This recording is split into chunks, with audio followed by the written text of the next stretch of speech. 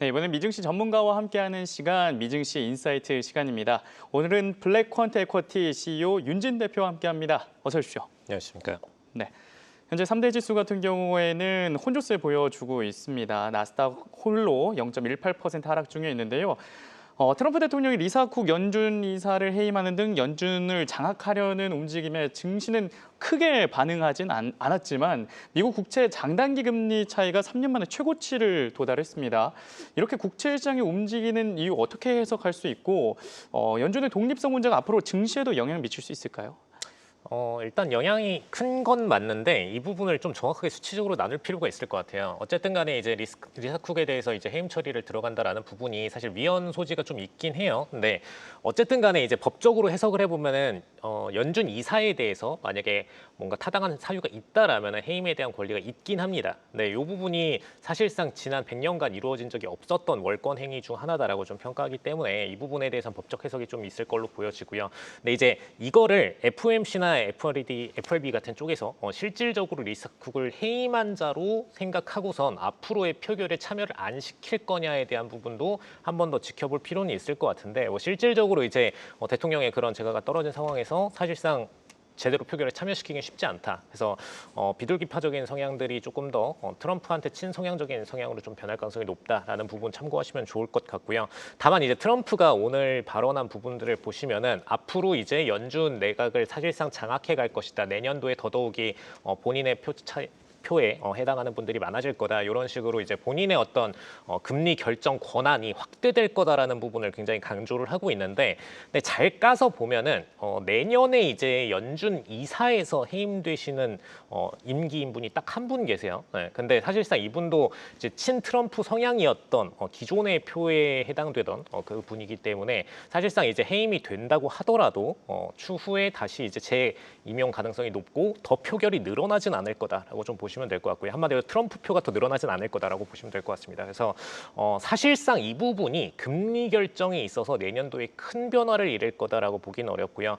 연준 의장인 지금 이제 파월 의장 같은 경우에도 내년에 5월 기준으로 임기가 만료되긴 하는데 그래도 동일하게 본인의 이사 포지션을 유지를 하게 돼요. 그래서 표결에 있어서도 큰 차이가 없기 때문에 이런 부분들이 제한적으로 반영이 되고 있다라고 생각을 하시면 될 것 같습니다. 다만 이제 어쨌든 간에 이번 FOMC에서 좀 표결에서도 보여졌듯이 사실상 연준 의장의 만장일치형으로 이루어졌던 기존의 금리 결정에 반발하는 두 표가 생겼죠. 그래서 친트럼프 성향이 명확하게 좀 보여지기 시작을 했는데 이제 그분들이 한 명 한 명 늘어날 때마다 분명히 트럼프의 권한이 세지고 그리고 회의 내부에서도 분명히 트럼프에 대한 지지 여론들이 분명히 있을 거다라는 점을 참고하시면 좋을 것 같습니다. 그래서 이런 부분들 종합적으로 반영했을 때 단기 금리는 어쨌든 1회든 2회든 기존 대비해서 빠지는 흐름을 보여줄 수밖에 없고 장기적으로 봤을 때는 이 부분을 반영하기가 좀 쉽지 않다라고 보기 때문에 지금 장기 금리는 오히려 이제 30년물에서 올라가는 흐름까지 좀 나왔거든요. 그래서 이런 부분들이 장기 금리에서는 오히려 트럼프 이후에 다시 재회복될 가능성까지도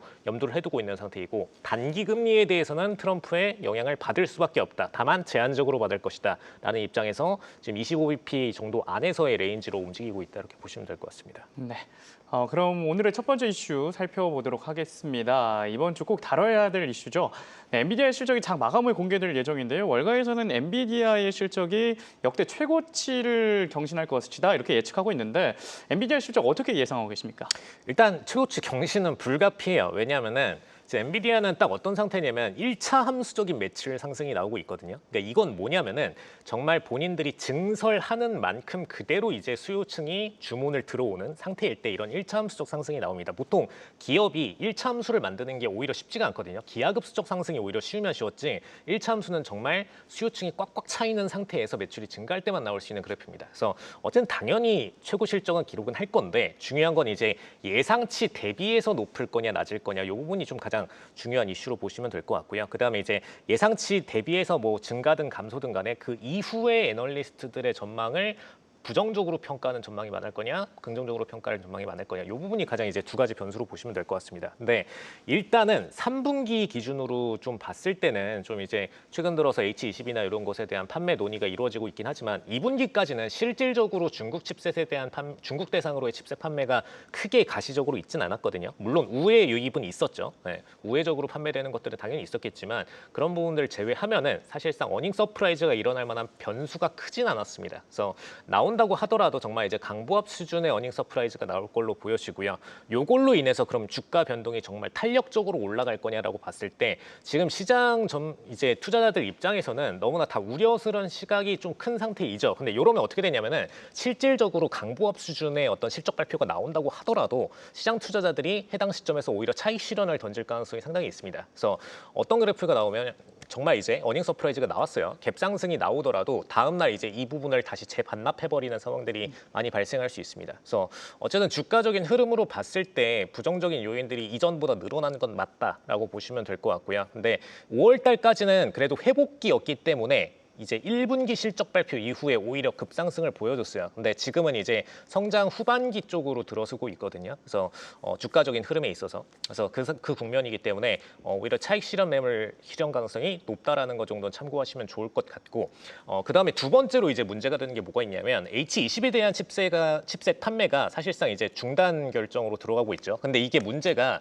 미국이 중단을 했다라면은 사실 미국과 잘 타협을 하면 되는 일인데 중국에서 이제 H20칩셋에 대한 수입을 좀 제재하겠다 식으로 포지셔닝을 하고 있습니다. 그럼 이건 시사하는 바가 뭐냐면 미국이 이제 엔비디아와 협상을 해서 뭔가 칩셋을 판매하기로 했어요. 더 높은 뭐 하이 밸류인 H100을 판매한다라고 하더라도 중국 입장에서 수입 거부를 할 가능성이 부분적으로 있다라는 겁니다. 그럼 이제 추후에 엔비디아의 매출적인 부분에 있어서 시장 하나가 사라지는 것이기 때문에 그런 부분들이 좀 악영향적인 변수가 될 수 있다. 그래서 애널리스트 보고서들이 내년도 전망에 대해서 막 이전보다 더 긍정적인 보고서를 내기가 좀 쉽지 않다라고 좀 보시면 될 것 같고요. 뭐 이전에도 당연히 지금 주가보다 높게 전망을 내세우긴 했었습니다만 그거보다 더 좋게 내세우긴 쉽지 않다라고 좀 보시면 될 것 같고 그다음에 두 번째는 중국 내부에서 자체적인 칩셋 생산이 생각보다 더 빨리 이루어질 수 있다라는 것에 대해서는 좀 우려를 할 필요가 있습니다. 그래서 이 두 가지 변수를 볼 때 엔비디아에 대해서 뭔가 신규 베팅을 할 만큼 매력적인 주가 흐름이 실적 발표 직후에 나오기는 쉽지는 않다. 다만 이제